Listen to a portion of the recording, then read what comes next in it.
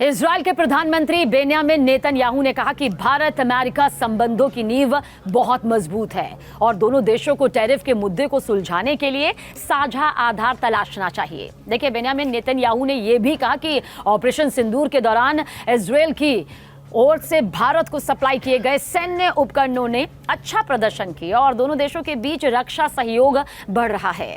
Benjamin Netanyahu ने Israel के दौरे पर आए भारतीय पत्रकारों के एक समूह के साथ दरअसल बातचीत की और इस बातचीत के दौरान क्या कुछ कहा ये भी आपको बताते हैं।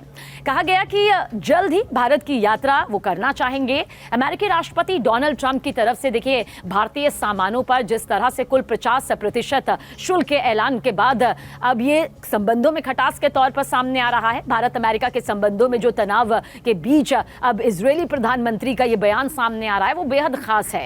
उन्होंने कहा कि दोनों पक्षों को इस मुद्दे पर सौहार्दपूर्ण तरीके से सुलझाना चाहिए, एक रणनीति यहां पर बननी चाहिए। और ये पूछे जाने पर कि क्या वो प्रधानमंत्री नरेंद्र मोदी को अमेरिकी राष्ट्रपति डोनाल्ड ट्रंप से डील करने के तरीके पर कोई सलाह देंगे, कोई सुझाव देंगे, इस पर इजरायली नेता ने मजाकिया अंदाज में, मजाकिया लहजे में क्या कुछ कहा, अब वो भी सुनिए।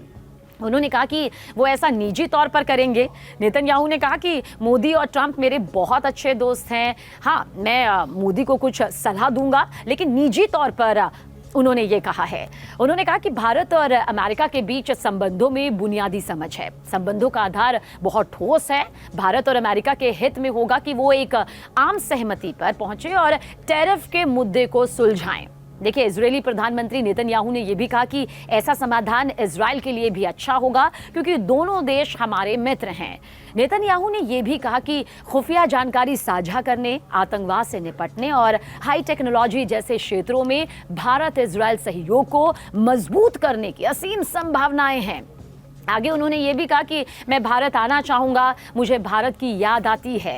ये बेन्यामिन नेतन्याहू की तरफ से कहा गया। और ये पूछे जाने पर कि क्या ऑपरेशन सिंदूर के दौरान इजरायल ने भारत की मदद की थी, भारत का साथ दिया था, नेतन्याहू ने कहा कि संघर्ष से बहुत पहले उनके देश की तरफ से भारतीय सेना को मुहैया कराए गए उपकरणों ने अच्छा प्रदर्शन किया, अपनी ताकत, अपनी कुव्वत को रखा।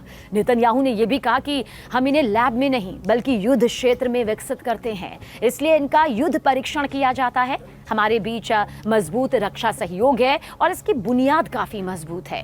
इजरायली पीएम ने यह भी कहा कि भारत और इजरायल दोनों ही सीमा पार आतंकवाद से निपटने के लिए पूरी तरह से तैयार हैं। उन्होंने प्रस्ताव किया कि इजरायल भारत की निगरानी व्यवस्था को मजबूत करने में मदद कर सकता है। साथ ही उन्होंने ये भी कहा कि भारत एक विशाल देश है और हर जगह निगरानी रखना इतना आसान नहीं है।